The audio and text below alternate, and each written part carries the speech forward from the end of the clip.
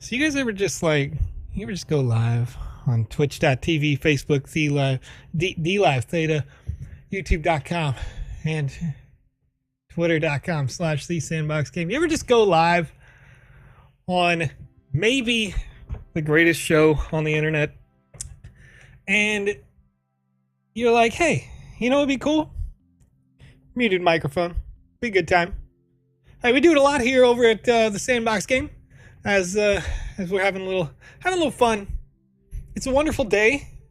Good morning, good afternoon, good evening, and welcome to the Good Morning, Afternoon, Evening show. Today, February 8th, 2022, and we have some amazing announcements that have come down the pipeline today, and a nice reminder for you.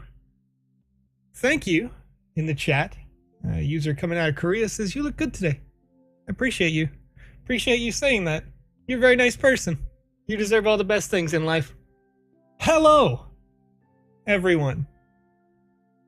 Hey, listen, if you did not know, starting at 1 p.m. UTC, February 10th, that being, of course, not very long from now, little over 24 hours? Less than that. The Web3 land sale begins with 550 plus total lands available. 395 standard lands, 164 premium lands, 8 estate auctions, and premium exclusive NFTs that you can only get by purchasing the premium land plots, which are in very close proximity to each of our many partners in the Web3 sale. Candidly, Kristen says more than 24. Hey, you know, time flies by. Keep track. Make sure you do a local time conversion, because for me, 1 p.m. UTC is 5 a.m. on the same day on the 10th. So you're right. That's a couple minutes more than 24 hours from now. You know, there we go. Soul Cancer in the chat says that the sale will continue from 1 p.m. UTC to 1 p.m. and 2 seconds UTC. So make sure you're there early and prepped and ready. I want to serve a reminder out to you in the community that if you have not participated in a land sale before, they are super high energy, super high speed. They sell out basically instantly. And the best chances you have to be able to pick up a land is to follow 5 core steps. First, you need to make sure that 30 minutes before the sale, I recommend 30 minutes so that your hardware has lots of time to reinitialize, that you turn off and back on your modem and or router. You want to do both, ideally. It may be one device. But in doing so, you're going to clear cache or temporary data from that hardware, which will give you your best chance to be served accurate and real-time information. Secondly, you're going to want to clear your temporary data from your web browser. This does not have to include passwords, but cached temporary data in your web browser is often used by a web browser to make sure that a web page loads as fast as possible. However, sometimes this can result in inaccurate information being served to you. And that being the case, that would mean you may click on a land and the computer would be like, oh, well, we already know what this is supposed to be. It's supposed to be a gray tile or whatever, right? And then you click on it and you realize, oh, well, somebody's already bought it. And then boop, they're all gone, right? Then, number 3, ideally, you're going to operate on a wired connection and not a wireless connection, because there are nearly 2 million people registered for the Sandbox last I checked. And there's about 550 lands for sale. How many of those 2 million own enough sand to purchase the land? Well, there's a way to check that. I don't know that off the top of my head, however. I would project it's a lot. And then, of course, make sure you have enough sand in your wallet to make the purchase you're interested in doing, and enough ETH to process the transaction on the Ethereum mainnet, because lands contracts have not been migrated over to the Polygon network yet, meaning these transactions will happen on the Ethereum main network. How much is that? That varies minute to minute, and you can always check the gas rate at the time of the sale I would recommend estimating double that rate. But you can check it at etherscan.io/gas tracker. Gas tracker is one word. So doing all those things, you can increase your chances of getting a land in this sale. But of course, as I said, loads of people are going to be trying to pick up land all at the same time, and they sell out hyper fast. So best of luck to those people who are looking for the Web3 land sale, and we'll move on to the next topic. That being, Biconomy has announced that they are working with the Sandbox. This announcement being that thanks to Biconomy, the Sandbox saved our users $700,000 worth of gas fees for migrating their land to the new land contract. If you have not already migrated your land, do so on the website at sandbox.game. Migrate your land to the new smart contract. It is a security upgrade. You will want to have it, and it costs you nothing. You definitely want to do that. All right, and the third piece of news for today is pretty important news. I don't know if you guys have heard of it. I thought about, for a minute, I thought about just pulling up the chat and seeing if you all could answer it for me. But what piece of news happened today, folks, in the chat right now? I think I'm already starting to see some of those answers. I'm seeing a little bit of those answers. I'm seeing somebody says Ubisoft. I'm seeing the same person saying Rabbids. I'm seeing King of Crypto saying Rabbids, Ubisoft. That's right. So the Rabbids have come to the Sandbox. Check this out. Check this out. This is a fantastic trailer. Whoever put together this trailer deserves a daytime Emmy. Okay. Feels the artists that are working in VoxEdit that are creating this Rabbid interpretation for the metaverse inside the Sandbox did a fantastic job of capturing the essence of what the Rabbids are, how they feel, you know, how they're kind of, for lack of a better term, rabid, like kind of going wild out here. They got all those classic animations that you see in those Rabbid games, the classic behaviors that you see in those Rabbid games, reflected perfectly. It feels like a traditional Rabbids commercial that you might see on the TV, and I'm loving it. I'm hyped. I can't wait to see what happens when we get them in the metaverse. How does that translate? What offerings may there be? We'll see as things continue to develop. We have an article over on medium.com/sandbox-game where you can read all about it here. So check that out at your discretion, of course. Ubisoft is big on NFTs, big on Web3, big on the metaverse, and we're happy to have them here with us. Folks,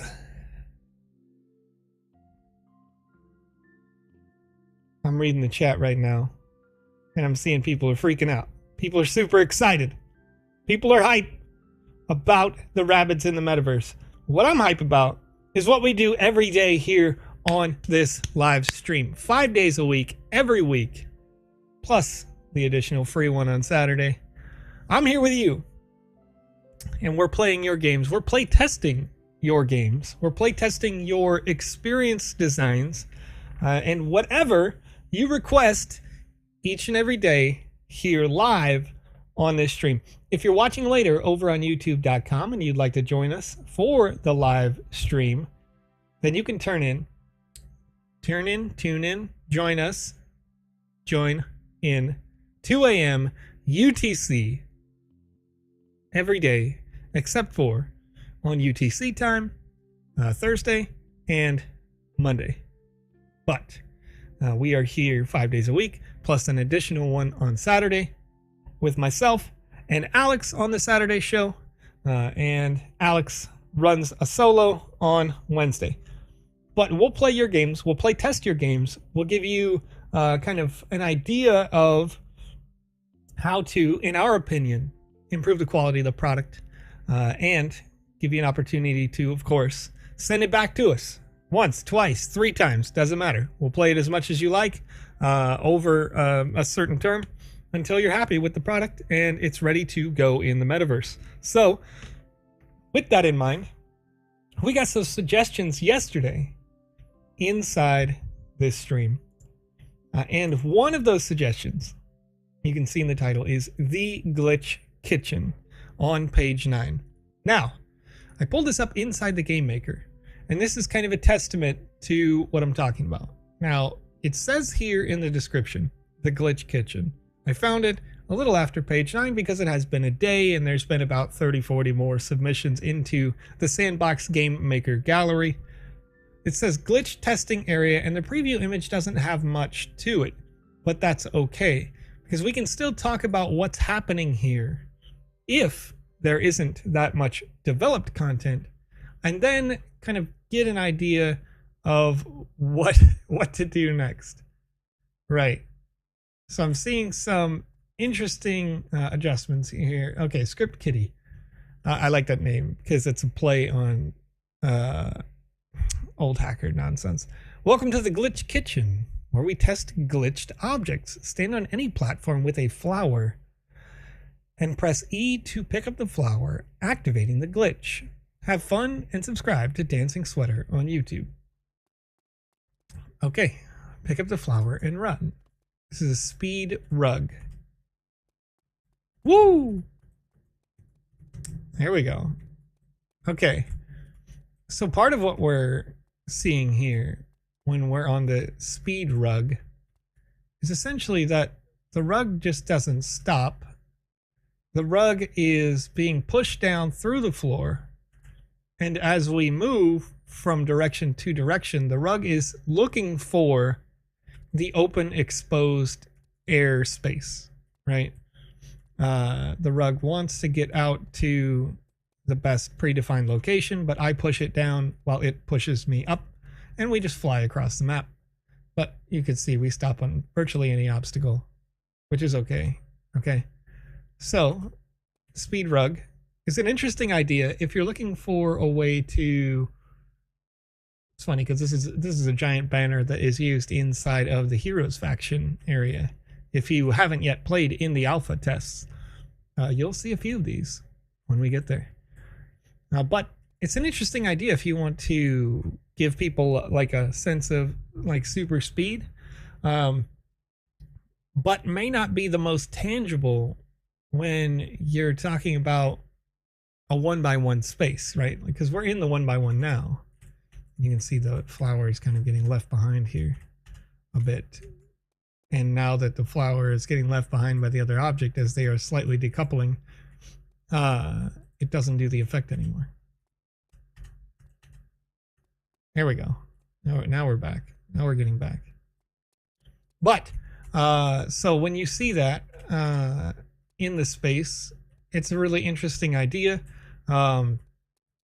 And cool function for a very large area, but unless you have a 4x4 space and you're trying to make like what is effectively a horse or a car or something, this kind of system isn't going to do that much for you in a space like this, because you'll get on this, and then as I grab it, the second I jump, I'm really just going to fly, right? And I'll slowly approach the ground level until I hit ground, and I can't collide with ground, but I could continue to jump up and fly up in the same way that we saw on the video a couple of days ago when we were showcasing, and now it doesn't do. Based on the jump, I've kind of broken where the position of the flower is, so it's not attached in a firm way, but it's a very cool idea, very interesting. Flying tub. Your mileage may vary, and this is the same concept where we're gonna have the tub is gonna bump with the flower a bit, right? In the same exact way that the rug did, will slowly fall, and that's based on the object is attached to the tub, but as we jump, we can go up, and then it's gonna automatically fall until there's some collision between your body and the next object. And then there's going to be a bit of interference there. And it should go, yeah, it's starting to go faster, similar to the way that the flying rug did. Let's see here. Up. Trying to grab the flower here to go up. I assume that this has an, oh, there we go. Yes. So this is a platform that has the same collision interaction, except that the flower itself is more centered on the object, which means that rather than pushing you forward, it's going to push you upwards until some collision with the world occurs, which it has happened there. And now it's likely going to be broken forever, which is cool. If you want to have like that sense of flight over a space, I probably should have seen if it continued to go up as I ran forward. It likely would have allowed me to go forward. So this effect would be good if you were making like a single-use jetpack that you wanted somebody to have an opportunity to use it, but then it's gone, right? So you could have them fly to a very high point in the game that you can't otherwise reach. Maybe it's a secret or something like that. And they could, assuming that walking forward was going to function like I expected it would, and I believe that it does there, I just didn't do it, then you could land on a single platform. But what you would want to do in that case is to have an object that, you know, you have a jetpack equipped, you have a glowing invisible nothing on the ground. You say stand here, press E, little text box comes up, press E to boost on your jetpack, and then this, both objects being invisible, the flower and the carpet or what have you, will push you up in the same way, as long as it's well centered in the middle. And then yeah, you're going to go up and you can change your direction there. So it's a lot of fun there, a lot of fun. Okay, now what do we got here? This is an object with collision, but the object has a certain, I think it's got a permanence. Yeah, it has a return to this point sort of situation going on. And I think this is PandaPops weapons cache. I'm pretty sure it is.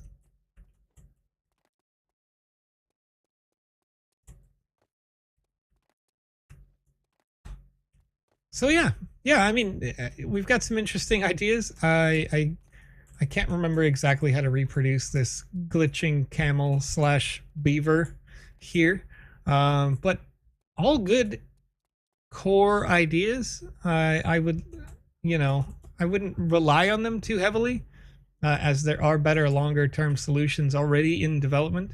But I like this one probably the most of them, which is and you can see how it's off center now that it's landed. But that's the up kind of jetpack sort of exploit. I think you could use that and leverage that well in the game, give a user some interesting control without giving them unlimited power. Yeah, so cool little bugs, cool little exploits, cool little tweaks that you can apply inside your game. Yeah, Sparky Snickle says, yeah, that was PandaPops giveaway asset.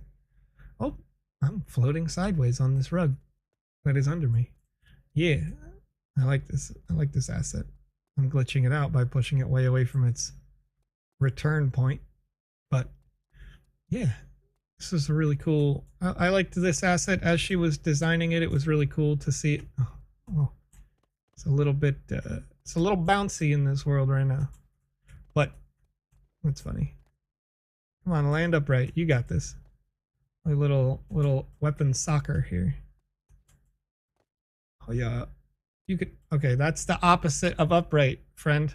Anyway, so we'll back out to the main. You guys get a brief idea of kind of how that works. It's all mostly, in those cases, it's mostly attachment properties where you have the parent object being the flower and the child object being the rug, and then when you grab the flower, it pulls the rug up, which pulls you up, right?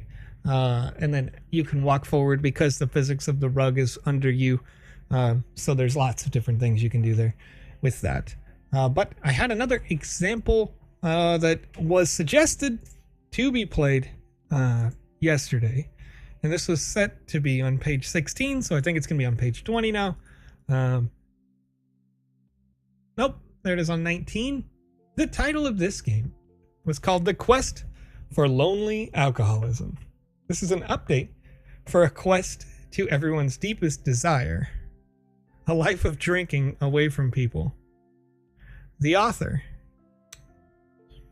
first of all, We care about you. Take care of yourself. The author's username, help me. I am trash. Take care of yourself, you know? Get in here, get some hugs, get some loves, you know what I mean? We got you. We got you.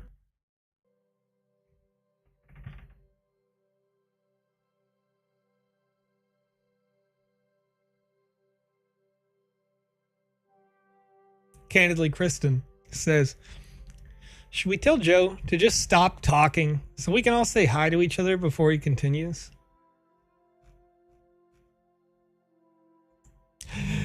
Hello. It's me. Deal with it. Deal with it, chat. Deal with that, chat.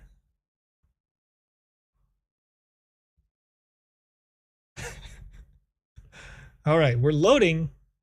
We're loading. There's a lot going on. Starting an adventure in the quest to alcoholism. Wild. Wild. Wild, dude.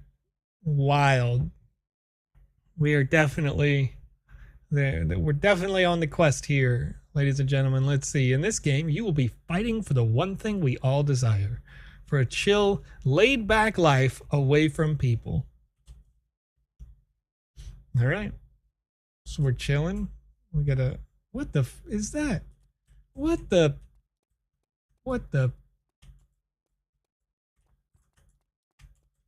Right here? I don't know what's right here. There's something right here. Something's right there.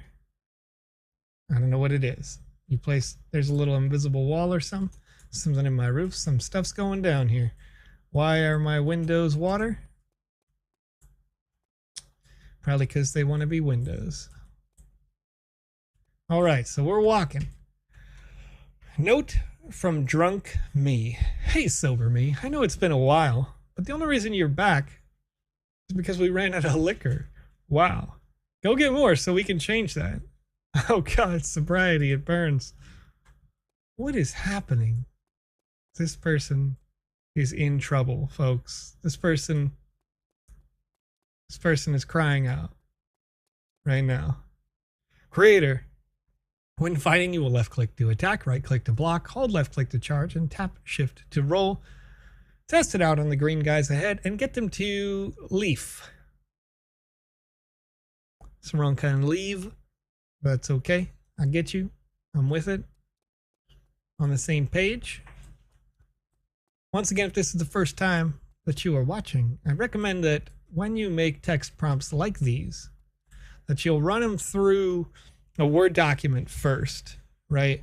Or Google Doc, because typically they'll run through this and just keep it simple for you. It'll do the grammar check and that sort of thing, because there's two things on this note and then one on the other that I can notice, but literally no exaggeration. I always leave this caveat that English is hard. It's like 3 languages smashed together, and most people who are going to be making games in this game, in this experience creator, aren't English speaking language first, right? You're coming from all over the world. You're watching from all over the world. So that's okay, and it's totally normal. Just check it out in your, you know, you can get it for free over on Google and that sort of thing. Okay, these guys want to fight. They're relatively, oh, okay, yep, they're set at default strength levels.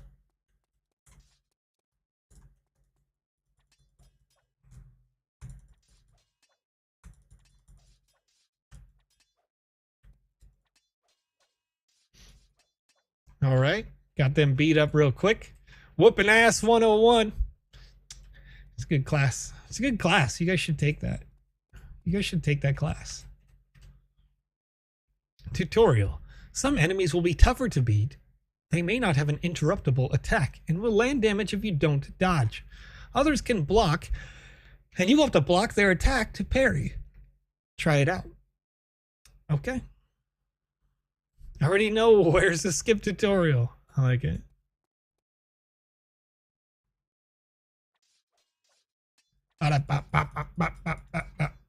Oh, parry this, bro. Casual. So I like the fact that for each one of these quests, there is a clear and obvious progression, and the quests aren't all simultaneously triggered. These are great things. I think that to a certain extent, the full tutorial won't be necessary unless you're doing very high level marketing where you're the first thing that a person has ever seen about the sandbox. I think experiences like this that fully teach you how to play are not necessary, because most people's first experience with the sandbox is going to come based off of marketing that comes from the sandbox, and then they're going to want to learn about more experiences therein. So yes, keep that in mind as you are designing your games. So you may not have to go through the process of teaching everyone how to do all the things, but rather just making those things happen naturally in the world as you design them, so that there's a very short learning curve, as in kind of any game.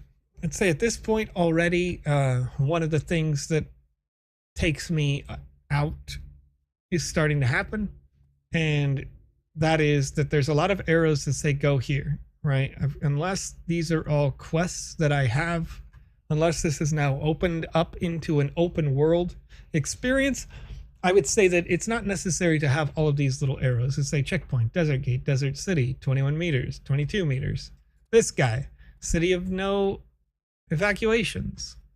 Like, I'm okay. Oh, you wouldn't believe the shit I've lived through. You right. You right. I won't do that. I wouldn't believe it. We're evacuating this city because of the demon lord's approaching army. What do you want? Psh. Yeah. Let me enter. Why would I shart? Why would I do that? Why would I do that? I'm a sober person right now. What? He just died, dude? He just died because I farted on him. He died because I farted on him. All right. Okay. Hey, what's up, friend? Okay. We have a very climbable tower over here. I'm gonna push this to the limit real quick, because I'm not convinced that that this is fully prevented. Oh. Oh. Here we go. Here we go. Oh. Oh. Has this been play tested? This may have been tested. Oh, or not. What's up, friend? Okay. What? Okay, I fall off right there. Let's break it. Let's break it, dude. Let's break. What's up? Oh, okay. Okay, gamer. LOL, you thought you were a big brain, huh? Get wrecked and play the game right. I'll continue to try to ruin your game. Whoa. Okay, so I spawned in the checkpoint, which put me in the town because it was the nearest checkpoint. Alright, try not to die too soon now, okay? Alright, okay.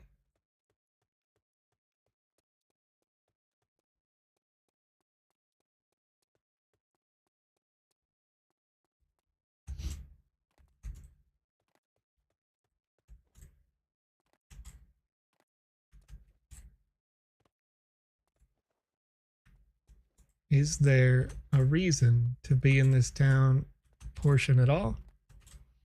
And if not, what's it doing here?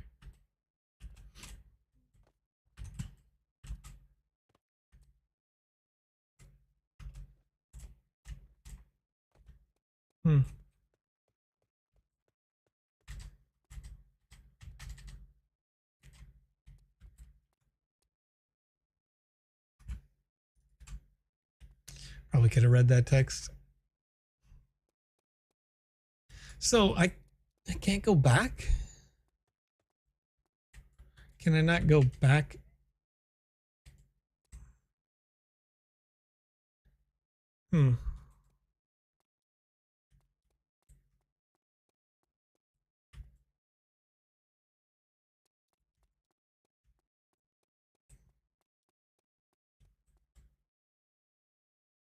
Anyone who can stop the Dark Lord down this treacherous path will be awarded 10,000 gold and be ranked as a new top adventurer.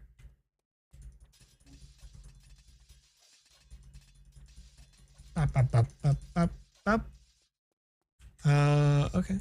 Okay. So I like that there's some pathing here and there's certainly some adventuring to be done through these woods.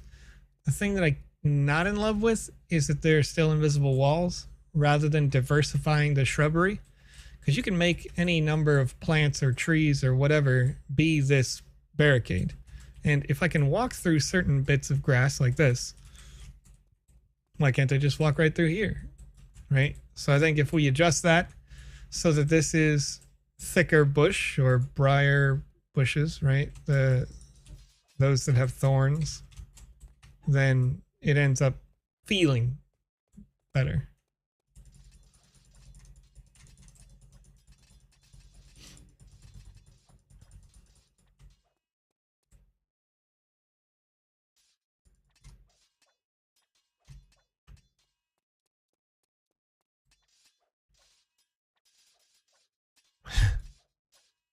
Oh.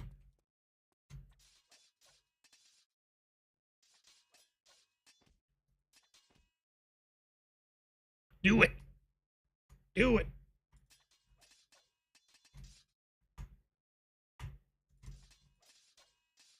Oh, yeah. Blocking your whole team out here. Okay. All right, so we'll continue to run the circle as things go around. This is actually a gate, but okay. Oh, a little healing stone. You may only choose one path. The left has chosen to live by the technology they create. Wait. But on the right, they live by nature. Left or right? Chat, decide. Chat, decide. Technology or nature? We are no longer the knights who say me. All right, we got right, left, left. Technology, which is also on the left. Tech, left, left. Beezy Tone. If you would like to find the page that has Music Mayhem on it, you can use, for now, until the search function is updated into, I'm seeing a lot of lefts. Until the search function is added into the Game Maker, you could use the tool created by Game Dizzy the other day. If you want to know, then you can always go over to my Twitter. I shared it, I think, yesterday. Oh, hey. Wait. These little blades of grass, some of them have collision on. Okay. Adventurer. To go through here will not be an easy task. You must make way through the outlands and the inner city. Just know that by helping those in need, is entirely up to you now. Just saw you in the last city. No, I didn't. How did you beat me here? 1. How the hell did you beat me here? 2. Why don't you go in a hole instead of 2 feet from where you stand? Whoa, dude. Whoa, dude. Why so toxic? Why so oh, yeah, that's right. Alcohol dependency. You right. You right. Probably cranky. Probably cranky. Oh, hey, what's up, friend? Oop. Oh, weird. Ah. Ah. Yeah. Ah. Ah. Ah. Punch, punch, punch. You know what? You know what? You know what? You know what? Oh, some of them are actually needing to be parried. Parry this, you know. Bop. Bop. Get out of here, dude. Get out of here, friend. Wait. Okay, I can't read this sign. Oh, there we go. Not a problem. I didn't do it for the reward. Wait, what? Wait, what? But you don't actually let her out. Oh no. Oh no. All right. Would you care to buy some fresh meat? Where does it come from? It still feels very shady, you know? Feels very, very not okay. Also, I feel like I can't touch any of those tiles. Somebody gave me like tile PTSD the other day. When they made one of the tiles, it just looked a little different. Deal damage to me.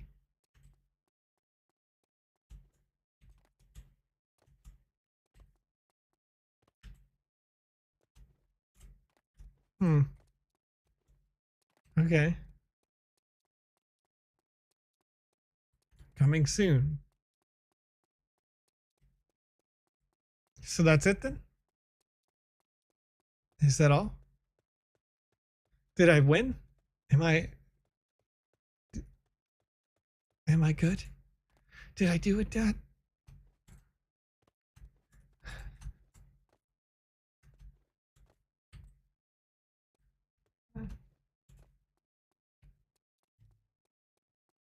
Oh yeah.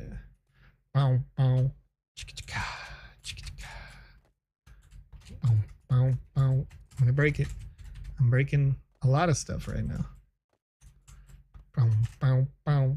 Chicka chicka. Oh yeah. Let me no. Wait. That's illegal. Woo. Where's your invisible wall? Where does it come from? Where does it go? How tall is it? Can I break it? I could have probably got on the metal gate to get around. Maybe. All right, yeah, I mean, so it's got good bases. Feedback that I would say is remember that you have a global audience and by extension a global potential user base. So if you were to publish this into the metaverse, I would probably readjust the passive dialogue from the people who are in the desert city. And then otherwise, I don't know where the story finishes. I do like that there are some offshoots. Now that said, how deep do I want to jump into the core concept that is in the title, which is that your character is an alcoholic? If that is the case, then one would assume, and maybe I'm stepping out of line, that these healing crystals should be a keg or something, right? That you should appear to get increasingly weak because, you know, like enemies can get stronger even if they look to be the same strength. They don't have to be stronger, but they could seem to be stronger because you're healing with the healing crystals, but really you're drinking, which is making you less coordinated in the story. That's a potential option. I like the idea of this pseudo choice that we're getting here. But if that is the case, that we have a pseudo choice, one way that you can make it seem like that's not happening is that at the end of your choice, you don't see the other sections here, and rather, whatever is coming soon, you could, let's say, step up to this door here, and it has a little glowy thing, and when you click it, it kills your character with a timer of -2 that teleports you to the new spawn checkpoint, which is underground, and you're inside this building. And then on the other side of this, you know, you do the same thing, except for you go into a building over there. And if that's the case, and you did go into a building over there, then they could go to the same building at the end. Some people, you know, upon playing it twice or more, may not love that at the end of the day, but it worked for games until we got to the end of the game, like Mass Effect 3, where people loved the game throughout, They loved all the options, and then they realized that their choices didn't matter because the game was limited in certain ways. If you'd like for the choices to continue to matter, then we go into this building and there's a bit of a science-y technological adventure. We go into that building and maybe it's an underground in a cave sort of situation. They can happen on 2 different levels under the ground in your level development without users ever seeing it. Thereby, when you teleport to it, it won't seem weird. It won't seem broken, and it can happen on the same relatively small land space. This looks to be on a 2x2, and if that is the case, then yeah, I'd love to see it develop further and see what you can do with this extra space here. Maybe create a little bit more adventure in it. And once again, I would say that if your main story beat is that your character is an alcoholic, then, you know, leverage that somewhere. Not just have it start the story and then we go through this standard adventure. Actually have that story beat impact the way that the game is played. And rather than giving equipment, you know, you could make it so that when I walked up to that group of like 3 baddies over here that were protecting this person, if I was still a noble person that was an alcoholic, I might walk up to this and right here a text beat could pop up from an invisible calculator or something that says a hiccup. Oh, it's really starting to hit me. You know, I'm really starting to feel all drunk, you know? And then as we walk up, the sword doesn't hit as hard or doesn't seem to hit as hard because they have a larger health pool, you know? So then we can get into here and be like, wow, these guys are tough, you know? And because this particular group also required that you use the parry mechanic, it would feel a bit like maybe you're missing because you're drinking, right?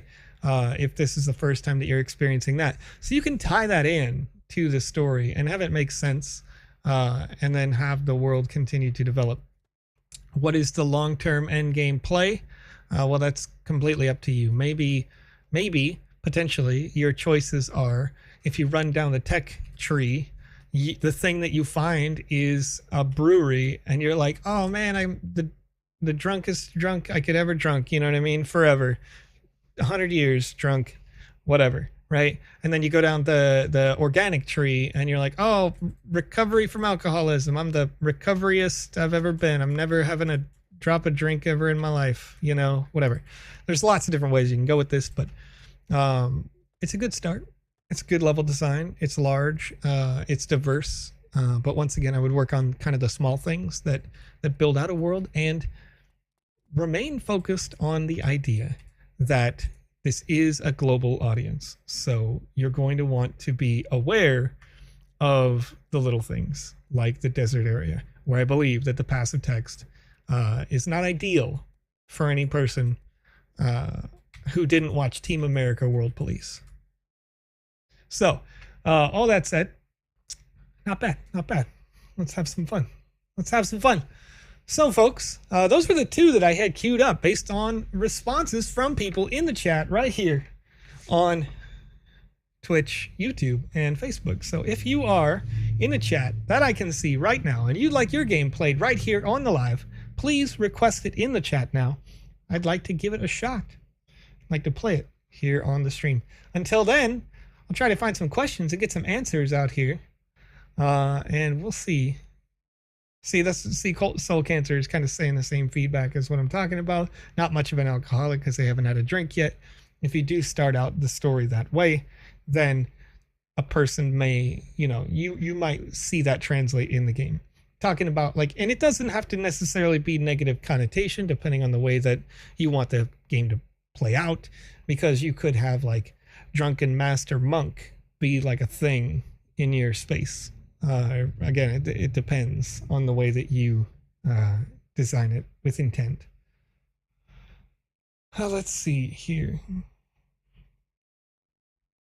IT says, hi, when will there be distributed an NFT reward for staking Matic/Sand? There has not been a confirmed reward for that at this time, except that Alex had said that they would like to do that. So until there is an official announcement, I have no news for that, unfortunately, at this time. However, once again, Alex and I expect that result, and where does it go from there? There's always the potential to retroactively reward that as well. Just no estimated date at this time. Let's see here. Rock 808 says, you skipped a huge part. Absolutely, I did. Absolutely. And that's kind of the point, right? It's like when we can go through a game like this, and there's an opportunity for a person to skip a huge part, a user will skip a huge part. Maybe it's 1 out of 4 users. Maybe it's, 1 out of 2 users. Maybe everybody doesn't do it except for 1 out of 100. The reality is that the fact that it is possible is the problem. And so I try to play these games in a natural way, in a way where, yes, I am trying to do dumb things. Yes, I am trying to break it. And it was fun and funny when that little section was like, oh, you tried to break my game? I had fun with that. But the fact that when you use the command to talk to the post, your checkpoint was the nearest available checkpoint instead of a checkpoint that spawns based on quest completions. That spawn location, the reason why I respawned in the desert city was because that was the closest of 2 available spawns from my understanding at that time. So if that closest of 2 spawns did not pop into the game based on the dev's design until after you completed a certain quest, then I would not have gone into the desert city, and I wouldn't have had a chance to skip what I would expect is probably a third of the game or more. So as a dev, you want to have somebody come in, play test, and break it in that way so you can realize or see like, oh, well, no, you missed this part of the experience, and maybe there is all those things that I mentioned. Maybe there is a touch on the alcoholism problem. Maybe you solve the fact that you're an alcoholic while you're in the city area, what have you. I don't know. So I can only give the responses to the way that the game is designed and the way that I can play it in a natural way. And so that's kind of where we are. Village Protector, page 39. I can put that on the list. Yes. Let's see here. So I'm going to put that down real quick, and then we're going to have a look here.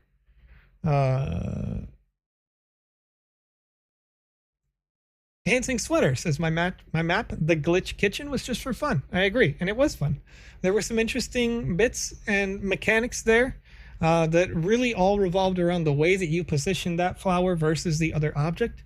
And I think people can take those things from the top of the show and showcase, translate them into the game, right?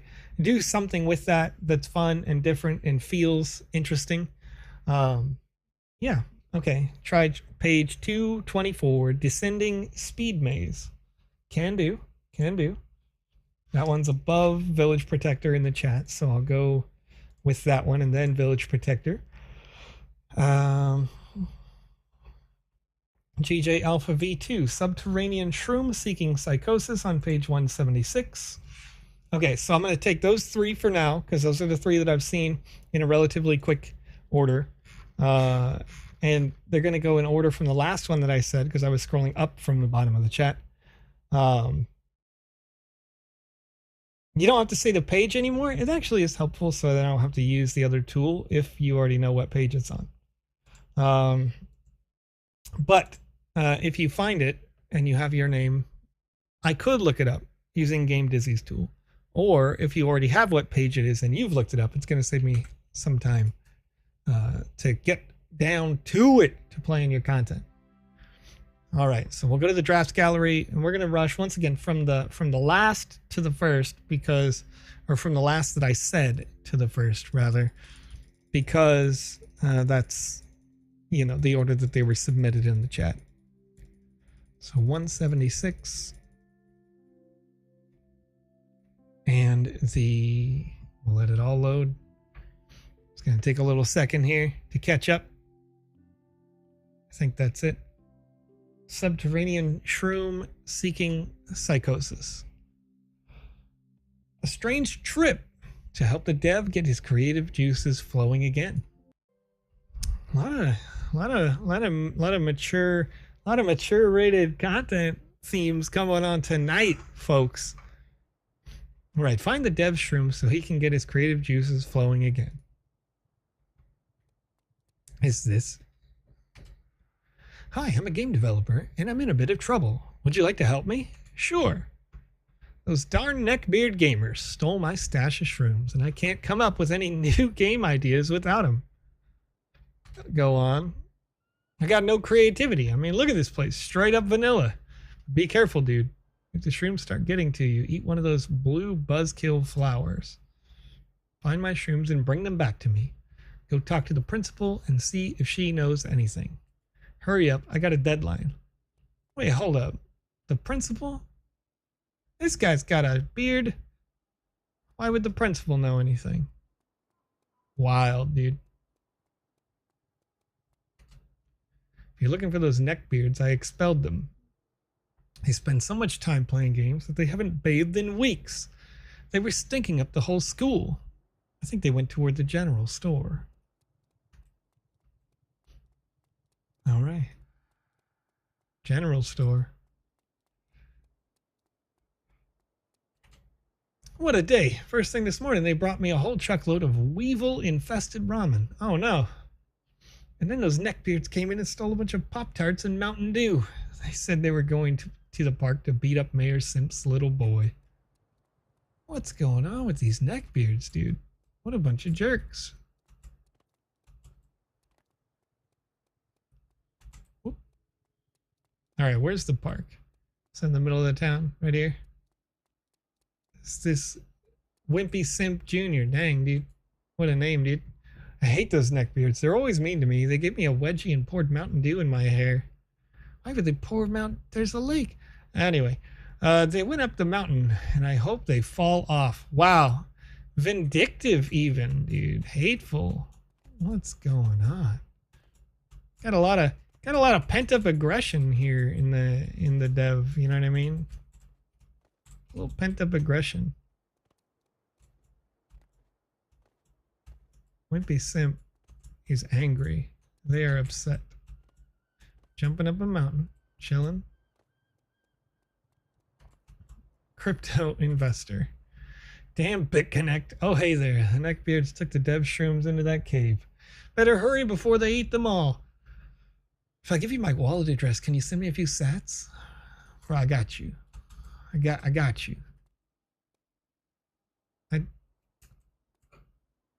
What? They just jumped in? These children are dead. They're not going to be consuming any shrooms down there, friend. They're just dead. Oh man. The way that was designed, that will make you dizzy. Lil Shroomhead.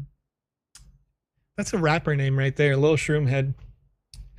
Friggin' neckbeards told me they would share the dev shrooms with me, and then they left me here. I'm not going back that way. Things get way too weird. This little one sounds a little, you know. Oh well, this ain't much worse than my mom's basement. Good luck.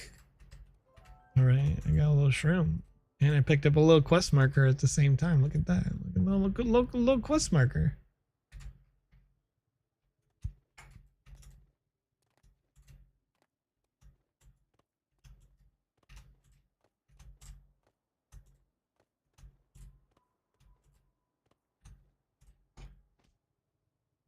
Bless. All right. Okay. Not making it too easy. Not making it too easy.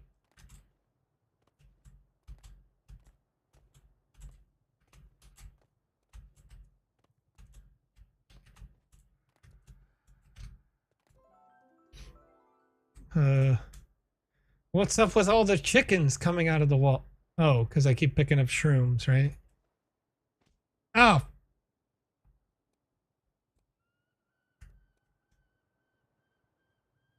Mm-hmm. Oh, I got pecked, bro.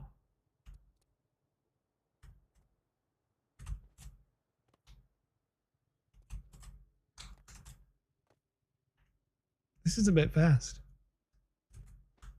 No. Oh man, I gotta do it again. Okay. Okay. Okay, chickens. Okay, chickens. Okay, chickens. Okay, chickens. All right, chicken friends. All right, here we go. Here we go. Easy. Easiest in my life. Never easy, bro. All right. Okay.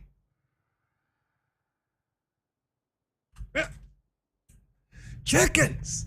All right. All right. All right. Okay. You ready? You ready for it? Are you ready for it, chat? The chickens. They got nothing. Easy. No contest. Who made these chickens offset?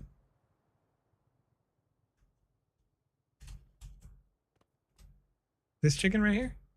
This chicken right here? Oh, what? What? Bless. The spawn point's right there. I made it. Ancient hippie. Bro, you're more than ancient. You've deteriorated into nothing. Far out, man. You made it through that hellhole and past the rabid chickens. Those neckbeard cats dropped me off dropped me one of the dev shrooms in the maze.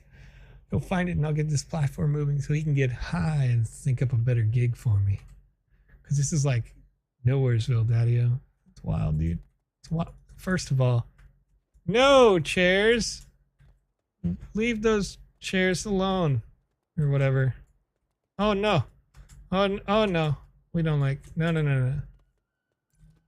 right, little buzzkill flower. I thought the buzzkill flower was supposed to stop the effects of highs. Does that not mean like these chairs right here? First of all, murder chairs, dude. Murder.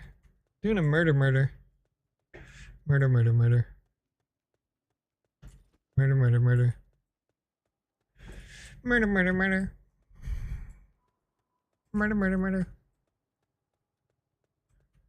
This is a lot of chairs that are chasing me. What the heck? Murder.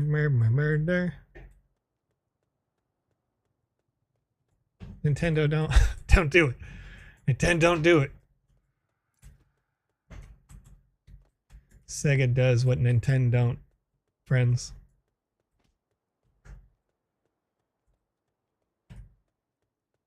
Man, I'm old for knowing that. You know, that was an old ad. It was an old ad that was in like one of those gamer magazines for gamers. Another buzzkill flower, but no kill is being buzzed. You know? Getting a lot of those. But it's not stopping the chairs from being flying. Oh, hey, what's up? I got the shroom. Now I gotta go back, right? So I can talk to the guy? Will the chairs continue to beat me up?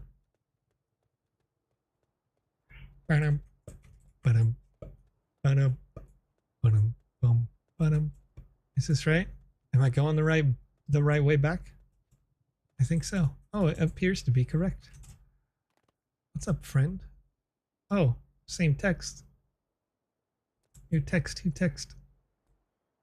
Can I just ignore this entirely? No, I cannot.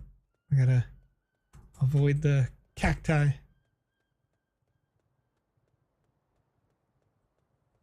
Another buzzkill flower, dude. What? No! No! Can you escape the beavers? You cannot. There's no hope. No hope for you. You're gonna get chased by a cactus until all the beavers destroy you. Oh, God. No. No. No. Oh, what's up? Okay, so one thing that I guess I'd say that I don't love about this right here is that all of the beavers are like in proximity still or already. Meaning that you can see them triggering when I'm at this distance. I assume you can climb that web. You cannot climb that web. It's a natural path going up. Can't climb it. How do I get over there? Is it on this trash can?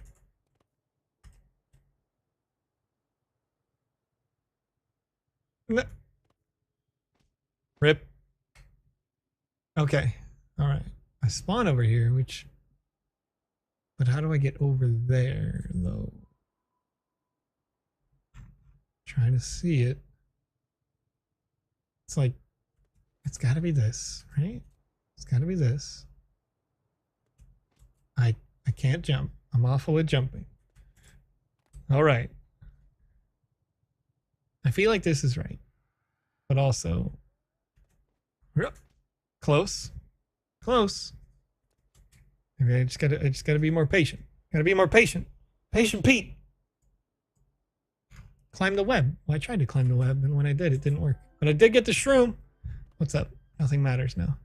What's up? Unless, you know, the exclamation mark matters, in which case I failed. But we'll see. Something called numpad switch. The anthropomorphic fire hydrant. The neckbeards threw the dev's last room in one of the toilets. You'll have to smash it to get it out, and then take the pig back up to the surface. All right.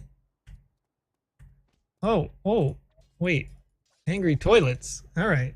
I'm getting increasingly... See, this is kind of playing on what I was talking about before, right? I'm not certain that I'm picking up the shrooms so much as just eating them, based on the way that the world is evolving at the rate that I pick up the shrooms. So let's go, dude. Hey, can I... Oh. Well, all right. Oh, yeah, dude. My guy's definitely... No, I can't... No, don't attack... No. Don't attack me. I got your shrooms, friend. I might have consumed them all, but I have them. What's up? Interact. Victory. Completed no quests. But you know what? I bet you find the shrooms just didn't trigger because I didn't pick up that exclamation mark. I think, you know, that does serve the purpose in the reverse of what we were talking about in the game that described alcoholism, right? My character becoming increasingly intoxicated by the mushrooms themselves. So the world is evolving, the world is changing based on those quests, and things are moving around, and now a couch is attacking me, and toilets are angry, right? All these things that kind of translate to that, to that narrative, which is interesting. I think to a certain extent, you want to like justify that a little bit more, you know, that like somewhere in there that the character, the user is changing their mentality, maybe because from the top, the dev is saying that they want their shrooms. But I don't know how you got the door to the toilets open without the fourth shroom. I got the fourth shroom, but not the exclamation mark. That's what happened. When I jumped to the edge, the fourth shroom was hanging out over, so I didn't get onto the platform to go continue to climb. But nonetheless, you know, with each time that you find the objective shroom, possibly making it so that you're, I don't know, I guess like clearly being affected by it, some text chat that's happening somewhere in there to be like, oh, you know, like, oh, feeling dizzy or whatever it may be, right? I think that obviously it's already translating in the world because you're seeing increasing like psychosis coming of it. But you know, when we get out here into the main world, the overworld, it would also be interesting to see possibly like some elements that you weren't showing before.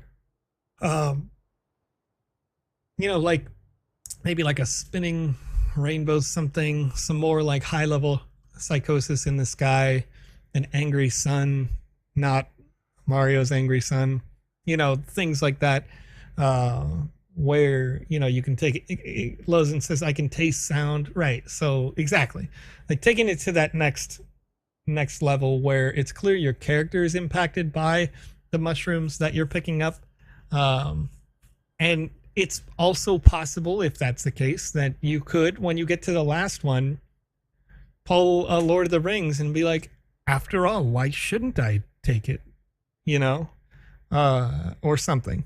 so that when we get to the overworld and all the trees are moving and the couches and the garbage cans are attacking you and everything is totally different than the way that it was, it makes sense in that way. But otherwise, it's good. I think it's good. You know, it's obviously it's got some serious mature themes. So when you get into the metaverse, if you publish this, you would have to do so with the caveat that the content is rated mature because of the which is, you know, I mean, it's in the title, but at the same time, that's going to be a thing as we get there. So interesting.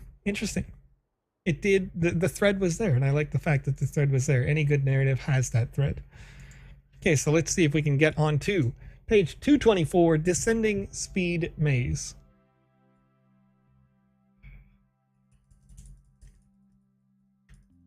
Do do do do do do do do.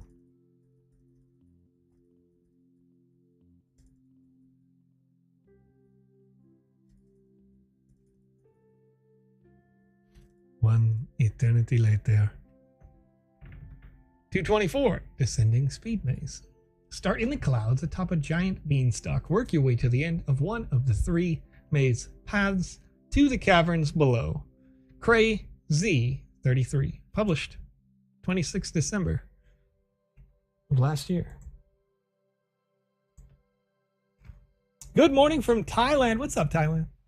What page was the last game on? You could check out the last game there on page 176 currently. Did I miss the giveaway? You did not. You did not. All right. A descending maze starting at the top of a beanstalk in the clouds, descending to caverns underground. Okay. First things first. First things first. Hey, I beat it. Check it out, I won. Did I do it right? Obviously, I did it wrong. Obviously, I did it wrong. But did I do it right? Now I want to restart. I'm going to go back to main. Why did I go back to main? That's so far. Joseph, spill them beans, not Jackie Chan says. What beans should I spell?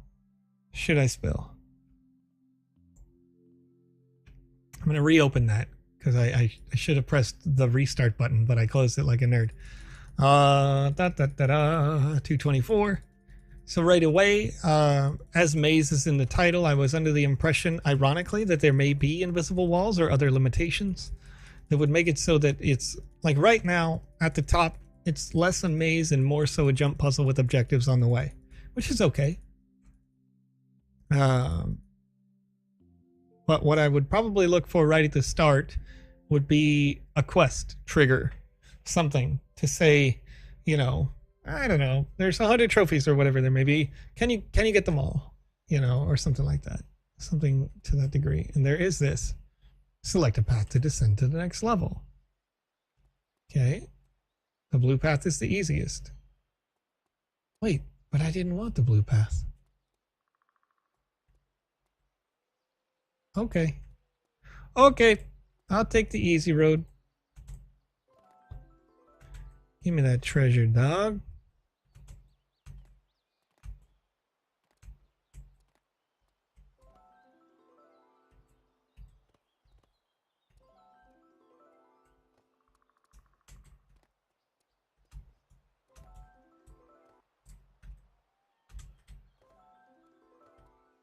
Doop doop. Doop doop doop. So this seems like the kind of level where you would whoop completely fail and fall and die. Okay. All right. Okay. So I have no hope. The world is collapsing in on and around me. And yeah. Here we go. Maybe I go back. Maybe I go back up. See Adventurer Jet. Brick Tower. Oh, hey, a golden key. Look at that. I got 2 golden keys when I picked that. Wait. 3 golden keys? Are there 3 right there? Or was that just broken? I just got so many golden keys. Like there's a million of them on the one spot.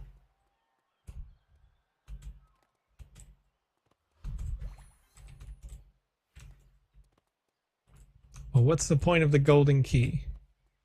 Is it just that it's gold?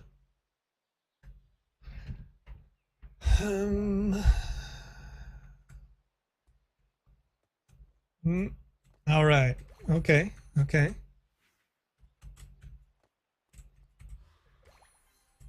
Come back here. Come back here, flying platform. I'm gonna go get this as well. Bop. Bop. Bop.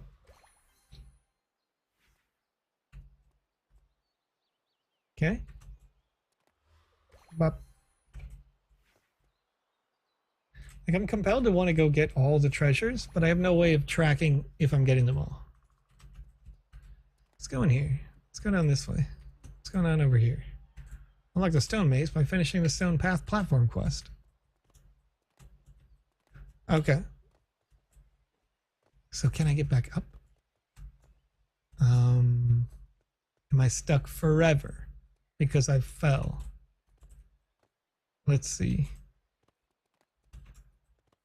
There's a lot of looks like potential for secrets. There's a lot of secret potential here, but not a lot of secrets. Oh yeah. I like the fact that there's opportunity to kind of bounce around right now. Having a lot of fun with that. Oh. How fast can you climb the tower? Like super fast, friend. Super fast, friend. Allow me to do the climb. Oh, this is the climb. It's that song by Miley Cyrus. You know, it's the climb.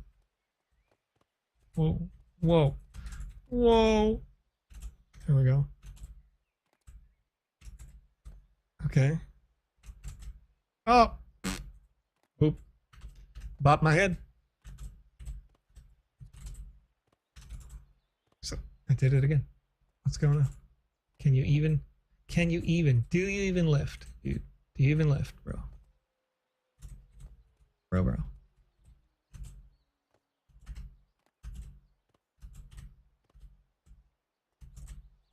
Whoop. One of these days, I will learn how to climb this particular square tower. It's always been a task for me. It's not easy. It's not easy.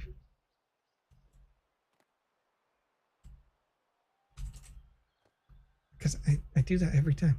How do you get... Okay. All right. I gotta look up here. I gotta look up here. You gotta go from there to there. But you can't hit that. And I always hit that. Do I need to go on top of that? Would that work? There to there to there? Maybe? Let's try it. Let's try it, dude. Okay. Nope. Nope. I can't climb the tower at all. That's how fast I can climb the tower. Look at that. Pro gamer move.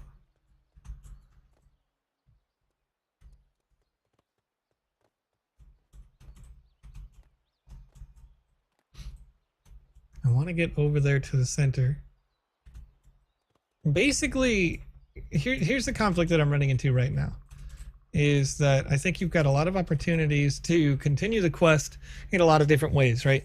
But as I'm jumping around here, I'm getting the occasional treasure here and there, but I can fall out of the realm of this maze portion. If I can't get another quest, like when I look up here, I'm seeing all this like ice tile, all the light gray tiles. If it happens that the maze for the blue quest can't be completed until you complete all of the blue tiles, maybe it's a good idea to create an invisible floor that kills me if I fall out of that area. And then when you grab the last quest piece, you can destroy in the code that invisible floor that would kill me. That would allow me the ability to complete the quest, have a degree of difficulty without breaking the game in this way. And again, this is my perception of it being broken. I'm not sure if you as a dev are seeing this as an issue per se, but as a player, I am seeing this as an issue because I come over to an area like this over here, and it says, well, you can't do this until you complete the stone quest. But I can't complete the stone quest because I've fallen too far for, you know, for as much as I can perceive anyway. You know, maybe I can go backwards, you know, but I can't do more. Is there more over here that I'm missing? This is the edge of the map. Can't really exploit it to go back up through the wall or anything. So I'm kind of just stuck. Unless I can get over there to the treasure stone. Can I go back? Let's try. Where's the... Okay, our platform was just here a second ago. Not that one. Not that one. This one. Just too high. I could go back over there, reclimb that, come back over via the trash things, which would allow me to get up and over there. You know, so this is kind of having the reverse issue, you know, which would be solved probably by the floor trick that I was just talking about, where there's no clear direction. Now that I've fallen in this way, there's no way that I know where to go. So let's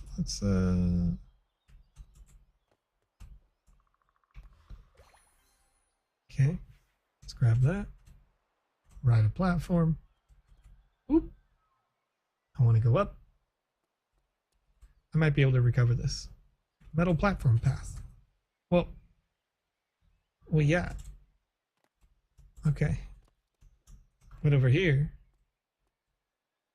this is stone platform path. Okay. Now I can go do the other one. New objective unlocked, stone maze. So if I can continue to go up in reverse, I might be able to go complete those others. But at this time, still stuck. Okay, so now, where did I find that maze? Here we go. Okay. So I can do the stone maze now. And I like this idea. I like the fact that we can unlock multiple different potential mazes throughout the game. Are there artifacts to collect? Is it just maze? Is there a way up in here?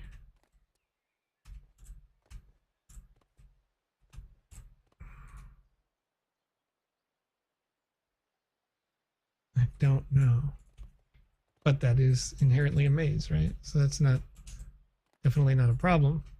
Looking for the way out, through, on, trophies, something. Not sure. Here we go, a little stone key. Let's assume that's good. Find a stone key to open the final door. All right. Where's the final door going? Where does the stone key lead to? Okay. All right. Nope, not this way.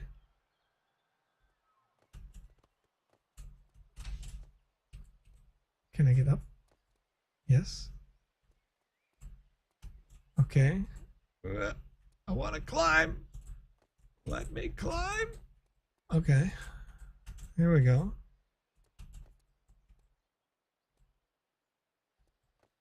Okay. Oh yeah. Oh yeah. Oh yeah, dude. Oh yeah, dude. Well done. Collect the victory chest to end the game or go again. Oh. So it's possible to go back up, but the only way to go back up is to go backwards to do those other things. This is interesting. So I think overall, you know, it is good as a maze piece. It is, you know, its own thing. Once again, I kind of lean to the idea, and this isn't really necessary, I think, with this particular game, because I think you can solve it with the idea that I can't just fall infinitely, but a story may be nice, of some kind, loosely put together. Not necessary per se, because there appears to be multiple different ways that I can complete this quest. And it's interesting and it's varied. That said, the kind of game that it is lends itself to exploitation because it's probably the kind of game where people are going to attempt to speed run it. Can I get it done in 1 minute and 56 seconds with 3 frames? You know, that sort of thing. So I think, you know, completing 5 out of 6 quests, the timer being what it is are the people's goal to master the maze to get the speed run time? Probably. Can you skip 90% of the game to do that? Yeah. You know, so if you don't want people to be able to skip most of your game, then make them have to do the parkour by making it so that if you fall off of those levels, that the fall kills you before you touch the ground, and then you can erase those barriers once people get quest number 1 done, which is to collect the trophies on that path. And beyond that, I think you've got a really good a good understanding of using this space in the right way. I think you've got a good understanding of you know, new objectives on a consistent pace, even if it is the same objective of collect this trophy along this path. The paths aren't too long, so the next quest comes up relatively quickly, which makes you feel like you are making progression and something is happening that gives you that, like, that hit to your brain of like, yes, things are good.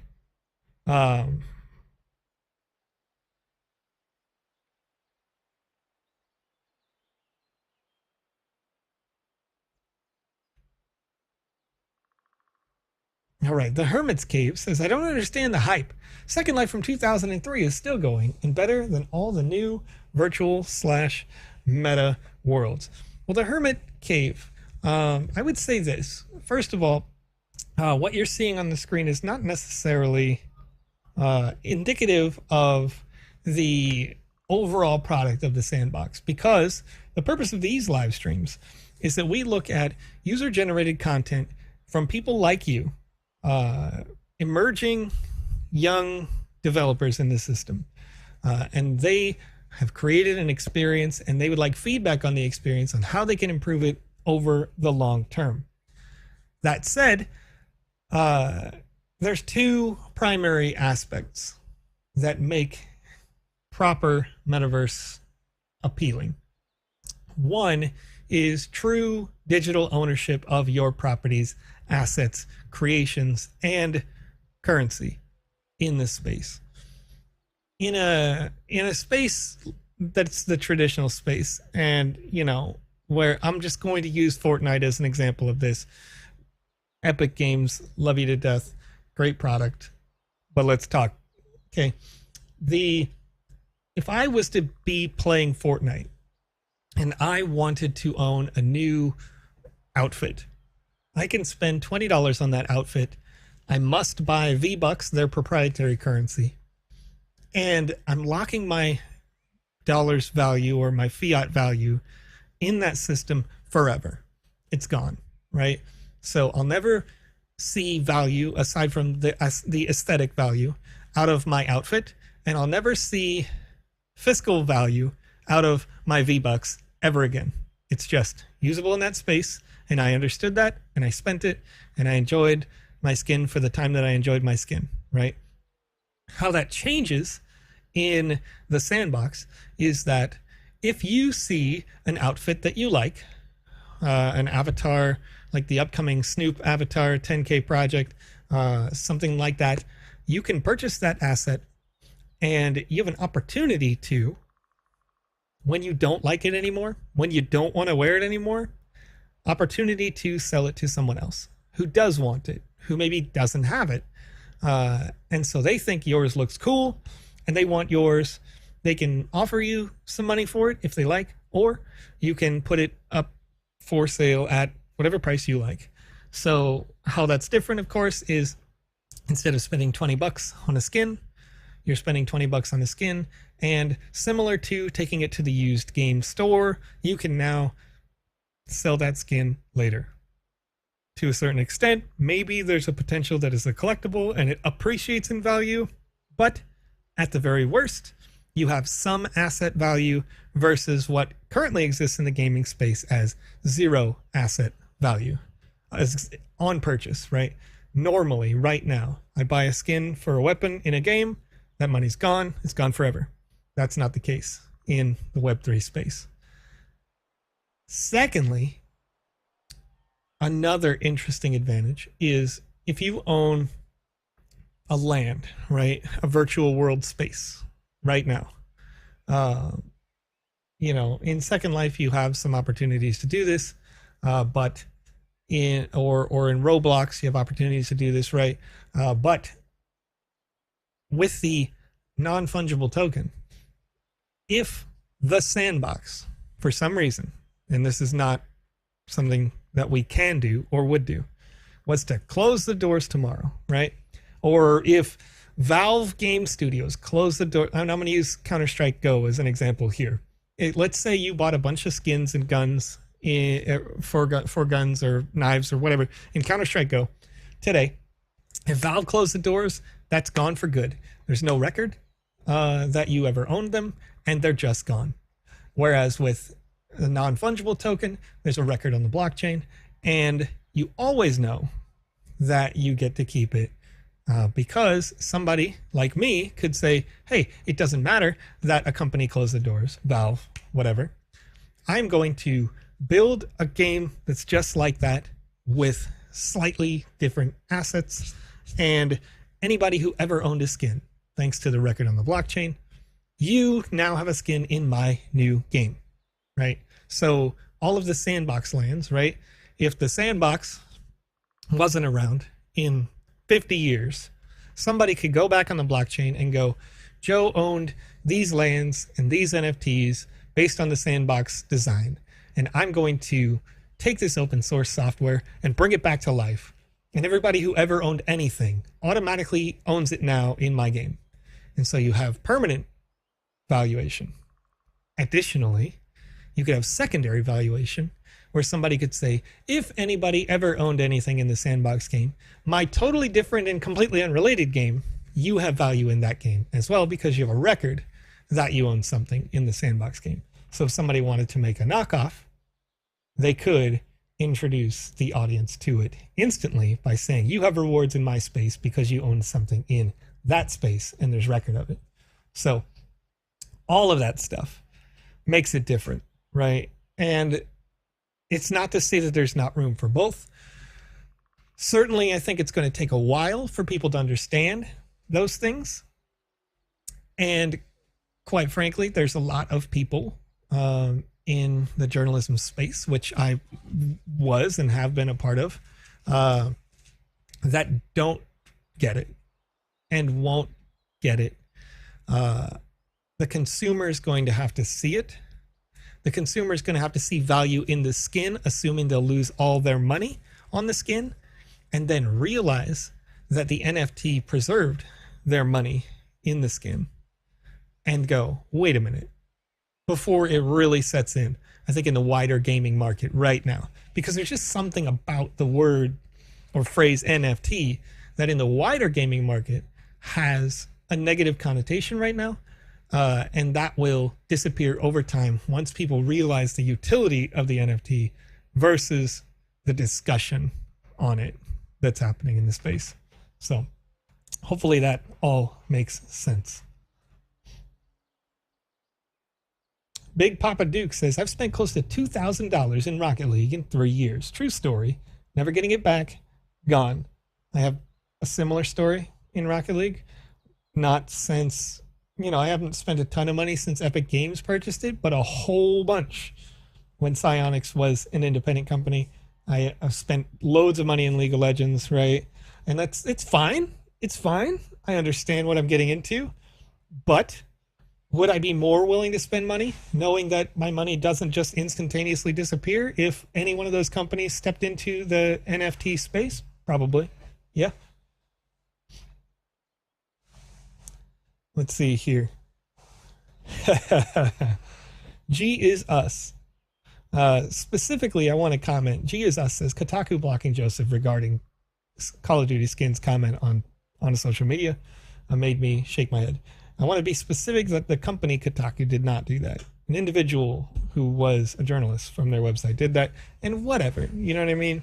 Like, it's disappointing, but it's a discussion on the wider narrative of the space that we have to continue to be welcoming, continue to be open and expressive of the value without and recognize that they have a legitimate complaint, right? There's going to be people who are going to say things like, it's not ecological. And the Sandbox heard this a year ago, started working with Polygon, and we're moving to a more efficient blockchain that is more ecologically sound. We have actively spent money and continue to actively spend money to offset any carbon emissions from the transactions that happen on chain, right? And we do these things where other industries, quite frankly, just don't, right? Maybe you do, maybe some companies do, but you don't hear a lot about like gold mining offsetting its carbon emissions or, its ecological impact. But you do hear a lot about crypto spaces trying to do that, trying to evolve the technology, take it to the next level, and as a result, I think the narrative will shift over time.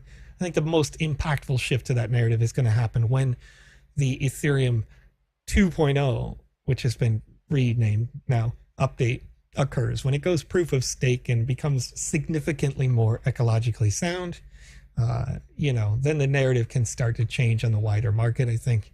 And you'll hear less of that. It'll move on and people will be like, okay, and they'll be more open to it. Yeah. Let's see here. Chelios10 says, does that mean the Sandbox will eventually launch a software development kit? Chelios, we do intend to eventually make the software completely open source. But on the launch pad, we're not there. But we will down the road. We're going to see all the features get expanded as we have listed in the white paper.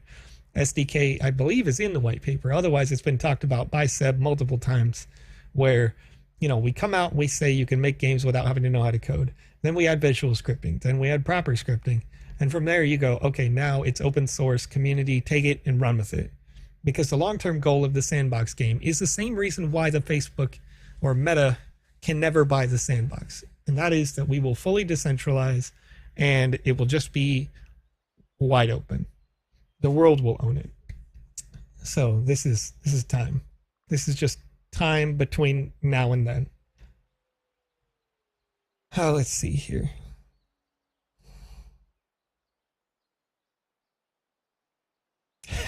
Rock 808 says hundreds of dollars spent on Forge of Empires, Lords of Ultima, Game of War, never getting that back, no records. That's what we're talking about. That's what we're talking about.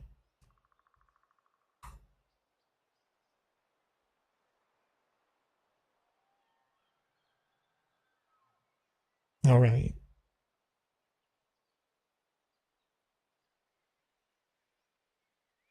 HCNSSB says, so you're saying Sandbox clones with translucent voxels and ray tracing are possible and can live alongside the Sandbox, possibly with a different land contract. HCNSSB. That reality is possible with or without the Sandbox by adopting any smart contract and translating it to any render that you would like it to be. You could associate all of the artifact assets with an associative asset in your game or experience that you create off of your proprietary software and spawn a company on it and say, do you own artifact? You now automatically own this, right? It's possible with any blockchain contract technology, right? Inherently, that's the point. So yes, you could do that.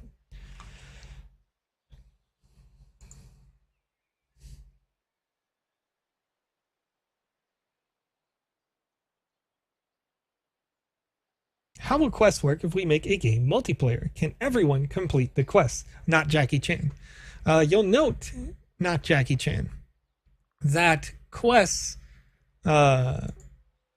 in I don't know if you had an opportunity to play in the first alpha, but there are ways that you can make quests so that they are instanced to an individual user.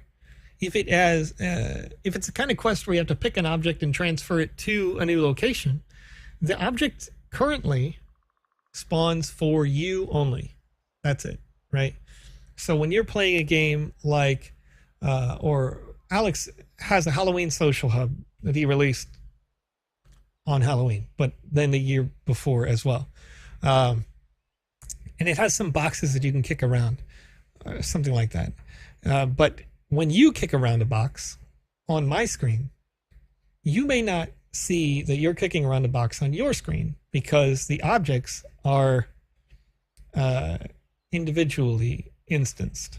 So you wouldn't get the physics interaction of kicking around my box on your screen, but you would get it on my screen, and vice versa. You could be kicking around a box and maybe I don't see it because your origin point for beginning to kick that box wasn't the same origin point as when I loaded in. So perfectly possible to have quests work in multiplayer. Quests can and are currently individualized. Now, in terms of interoperable quests, can you and I both work on the same quest at the same time? That's true multiplayer coding. And that's part of the process that we're working on to make PvP possible, cooperative gameplay possible. It requires just that next level.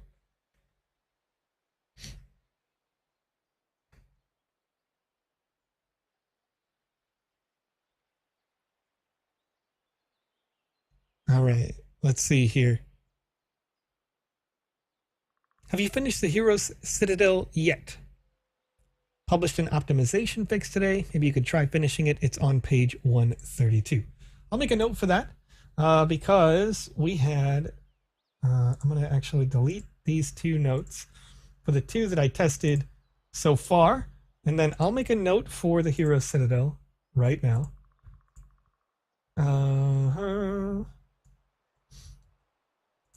There we go. I've got that note. And we can run the Hero Citadel to kick off tomorrow. Wait, sorry. Tomorrow's a Wednesday, my local time. So we'll kick off the Thursday show with that Hero Citadel. And until then, let's start to wrap things up here. And I'm going to leave the notification to you, the viewers, right now, that if you are a person who likes to stream the Sandbox game content over on twitch.tv, I have the opportunity to stream, to raid you. So if you are interested in kicking off some raid viewers on your stream, then get the stream started now, and I will be able to raid one of you at random at the close of the show. I am making the form right now and making sure that we have the responses and the unique users. Here we go. Okay, so I do have a giveaway. That's what I was talking about. So I'm dropping the giveaway in the chat right now over on YouTube. It's over on Twitch. It's coming through to Facebook in just a second. There we go. Out on Facebook.com. Fill out this form here if you would like to be eligible to win an NFT that you can use inside any single player combat based experience inside the Sandbox game, either in the Game Maker while you're playing games in the gallery or in the Metaverse. When the Metaverse reopens, an announcement on the reopening for Alpha Season 2 is coming in less than 2 weeks. So look out for that. Of course, the second that it comes out, we'll talk about it on this live stream. And if for any reason it releases on a day that I'm not live streaming, I'm going to go live that day if we are there to talk about that. So don't worry about that. Lozen says Cody's going to stream. Oh, we might cue that one right up. We might cue that one right up, dude. Let's go over to twitch.tv/TheSandboxGame, where I can click on the text that says The Sandbox in purple, and I can see everybody who's live streaming. Integ is live streaming right now with a new build. I don't think I've rated Integ yet. So that would be interesting to watch somebody actively developing an experience inside the Game Maker. It looks like that's the way that is going right now. But we'll see. Let's see what's good. Let's see what's going on. Right now, we've got 154 responses with what appears to be 174. I'm going to refresh here. I'm going to refresh. Candidly, Kristen said Integ does amazing work and has been creating 4 clients. 256 people currently in the chat. I'm going to repost the link for the requested repost link, please. I imagine you came over from twitter.com, if that being the case.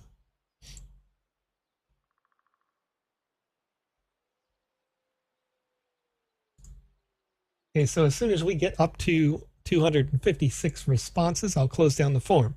We're already at about 200 right now.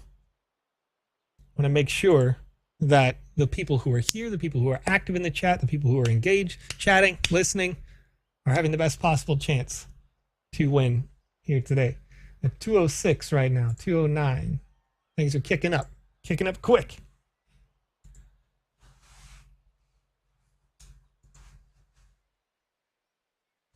I'm going to refresh the sandbox right now. Got Cody Zine, as we always called him Cody Zine, because Alex and I were just dead wrong about how to pronounce his name. I'm going to link twitch.tv/CodyZine for those people who are interested in watching VoxEdit. And we're going to raid Integ's stream to close this out. So it's up to you. If you prefer VoxEdit content, you can go head out to that link and check it out. Cody Zine is one of the premier creators in this space, in my opinion. Made fantastic content for a very long time, helpful to the community in an immense level, and was interviewed on this live stream with regards to the Tempest Studios announcement for many, many, many, many things, including classes that you can take to improve your skills in the Sandbox game. So, gonna have some variety. Head over to the link for Cody if you like. We will raid Integ as that goes. Okay, so I'm closing down the form right now. Okay, and we're gonna do a little RNG roll on this one. Salmon Gravity says, how many Alpha Pass 2 are minted? None currently, Salmon, over on YouTube. But there will be Alpha Passes available. The Alpha Passes, the full process on that's going to be announced in less than 2 weeks from now. And there will be 10,000 total passes. 10,000. User number 91 on the form today is our winner. Who's number 91?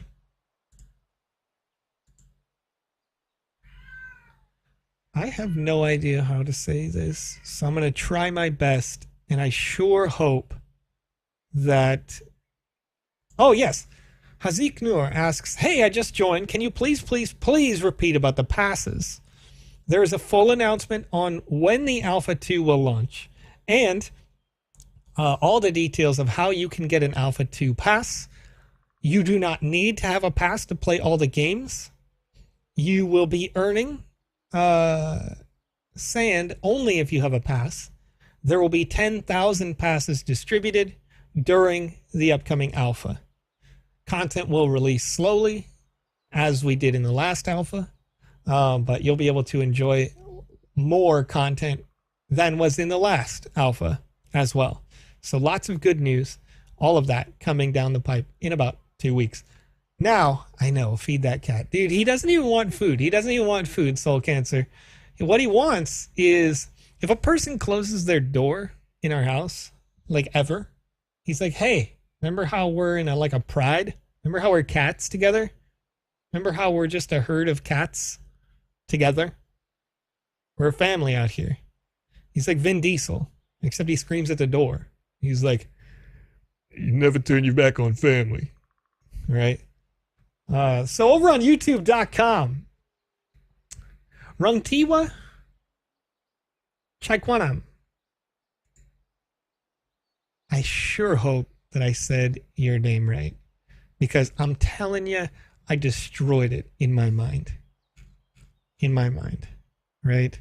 But over on YouTube.com, Rungtiwa Chaikwangam. I think I got it better that time. I think I did it better that time. You're our winner for today. I've got your Ethereum wallet address. So, we got you. We got you. You're the winner of the Wizzy NFT hat on this live stream.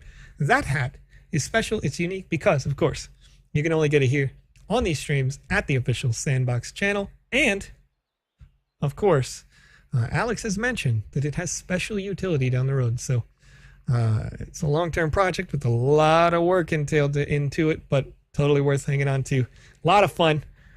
And you can absolutely use it inside the Sandbox game as a statistical improvement in a single-player combat experience where your original avatar is allowed to be used. So, woo! It's a good time. Hey, somebody pronounced Rantiwa correctly. Maybe I enunciated correctly. Oh, man. Woo! Excited. It's been a good time, folks. Thank you again for joining me here today. I'll be back in about 48 hours from now, a little less, of course, because we started 6 p.m. my local time, 2 hours in the past. Go tell Cody how much you love his rabbit. If you want to see Cody over on twitch.tv/CodyZine, KODIZENE. You have an opportunity there, as Cody is working in VoxEdit. We are going to raid Nteg, who has been creating right there. And so let me get over to our stream so I can help us raid. There. Raid. Boop. Integ. We're queued up for the raid. Everybody's getting in the line. We'll be raiding in about 5 seconds over on twitch.tv. And, you know, folks, if you are watching on Twitch, I don't know if you know this, but we party when you're not here. We just party when you're not here, dude. We party. We have fun. So let's do it.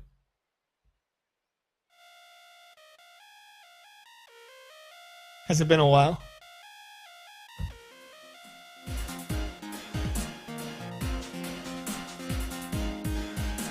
Outro dance. We're ready to raid with 97 viewers, folks. You got to drop for the raid.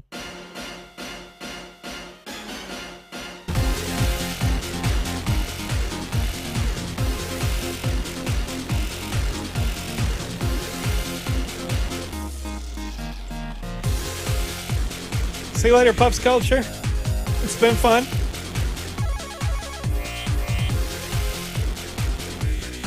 Chilling, hanging out. Have a wonderful Wednesday, everybody.